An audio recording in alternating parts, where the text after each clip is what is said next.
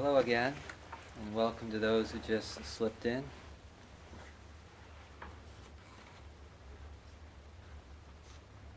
It's inspiring for me, to share my poems. Okay, here I am. And then you hear where other poets are.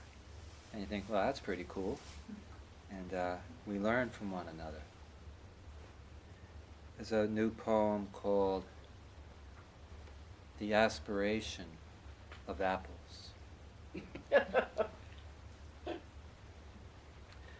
Worms are welcome. Apples turn no one away. Whether taken but once, as by Eve, or taken every day to keep the doctor away. Whether eaten raw with a crunch, or cooked to the mush of applesauce, enjoyed in the porch swing of apple pie, or let fall from the tree to be eaten by ants and the wind. The aspiration of apples is to grow ripe, then, bite by bite, to disappear.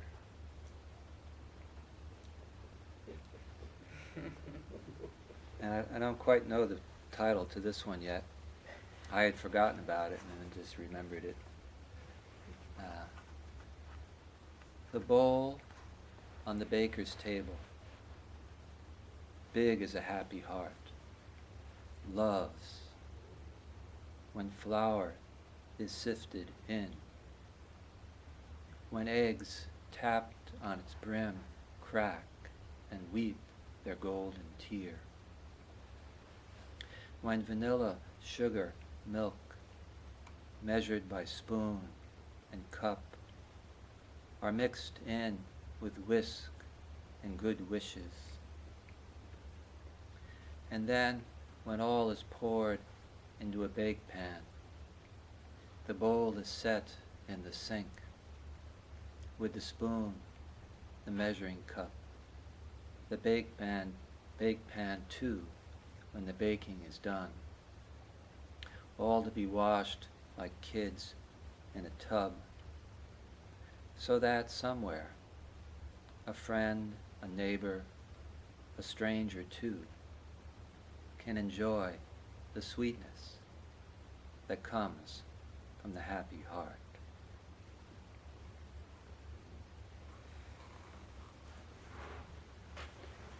Ken was sharing poems about trees. Trees can teach us a lot. This is called Something to Know. The old tree by the old school knows something. Look at it and you'll see. A city of leaves built high above a single trunk. And the way the sun comes to it, and the rain, and roots a cellar full of monks making wine, while in any weather wearing but a simple bark robe.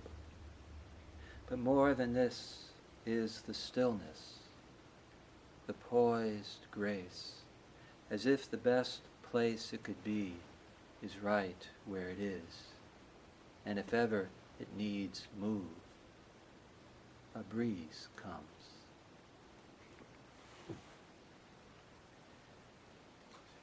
I like to write poems when I'm driving. I never just sit and work on poems. It's either when I'm driving, when I'm supposed to be sleeping, or when I'm walking. And when I'm watching movies, I often get ideas from movies. But in driving, I can either work on poems, because I say them out loud over and over, or I see something that inspires me. And this, on the way to Iowa City, there's a circle of trees where there had been a farmhouse, but the farmhouse is gone. So there's a story there. The circle of trees where the house had been, leaf again. Grass, where no lawnmower will sound, sings. Spring comes, though the postman does not. Nests house the hatching of flight. And the once exclusive flower bed welcomes all that wildly grasps at the sun. For spring has come, though the postman has not.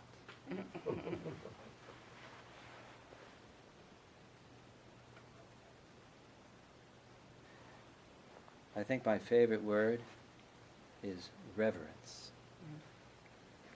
So I always, for a while, set out to write a poem called Reverence.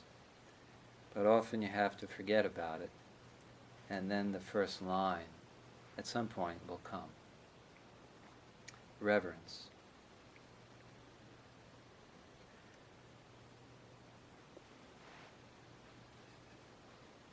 Like any in the dictionary, there's a definition. Many words together to explain one. But reverence is more than that. More than the white-tongued page or the ink-striped words can say.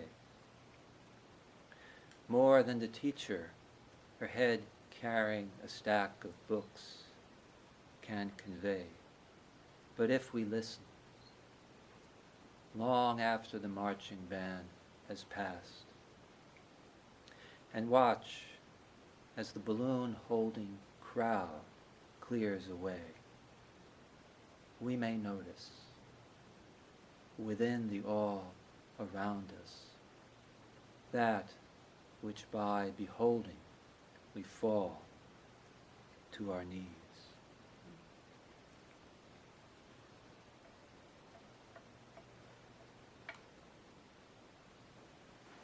Listening to Isabel's poems, we reflect on where this beautiful path that I think we're all moseying along or running along can lead. And this poem is more like where I might still be if I hadn't learned to meditate. Still, it's called Thanks.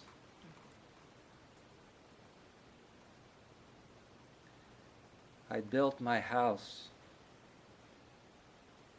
out of beer cans and rolling papers, rock and roll, and the hope that the wind would not blow it down. But it did. So I bought more beer, walled in as one can be by what I knew. Then the smile began. Seen first on a poster, then at a lecture, then in a little room, I learned the smiling technique.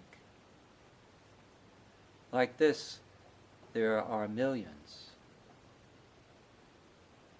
who are returning to the house around which the wind stands still. And how can we thank him? This man who gives all credit to his master, who laughing, holding a flower, welcomes us home.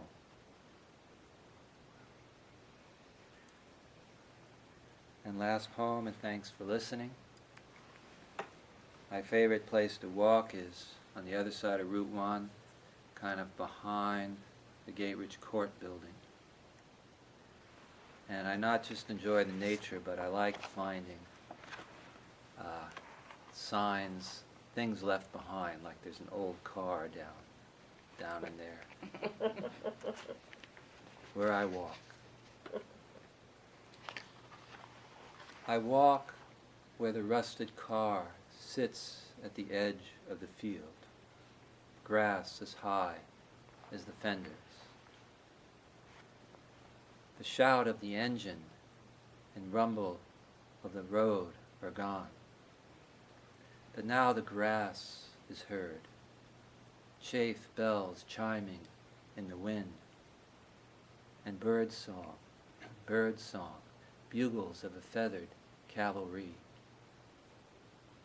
Beyond the field are trees, the earth sloping down to a stream, with water enough to hear what water says.